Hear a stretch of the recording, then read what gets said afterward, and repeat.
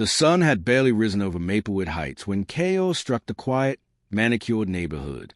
Residents were used to early morning lawn mowers, dog walkers, and the occasional delivery truck, but no one expected an ambulance to come screaming down the cul-de-sac that Wednesday morning. Inside sat 82-year-old Thomas Brackett, a retired Air Force veteran who had collapsed in his driveway while collecting his newspaper.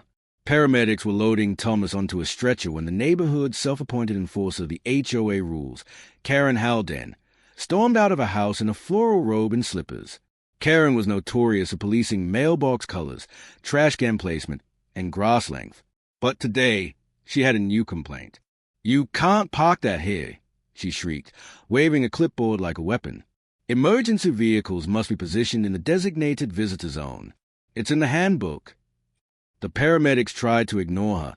They were focused on stabilizing Thomas, who was struggling to breathe. But Karen marched right up to the ambulance, blocked the back doors, and continued her tirade. "This is unacceptable. You're ruining the neighborhood aesthetics. Move this truck immediately." One paramedic, Jake, stepped forward calmly. "We're in the middle of a medical emergency. Please step aside." Instead of backing off, Karen lunged forward, yanked a stretcher rail, and attempted to drag Thomas out herself. The veteran let out a weak cry of pain as the stretcher jolted. The paramedic shouted, neighborhood doors flew open, and within seconds, multiple witnesses were recording on their phones. "Are you insane?"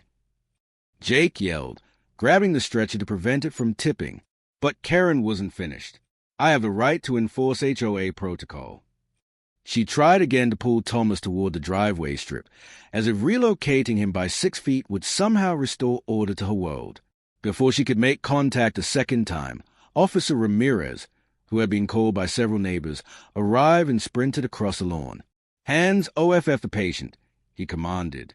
Karen spun around in indignation, right as Ramirez grabbed her wrists and pulled her away from the ambulance. Gasps rippled through the neighborhood as he cuffed her on the spot. "This is criminal assault," Ramirez said. "You put a man's life at risk." Karen sputtered excuses, but no one listened. The paramedics finally secured Thomas and rushed him to the hospital, where he later stabilized. That afternoon, Maplewood Heights buzzed with the news. The infamously overbearing HOA tyrant had been arrested, recorded by half the neighborhood, no less.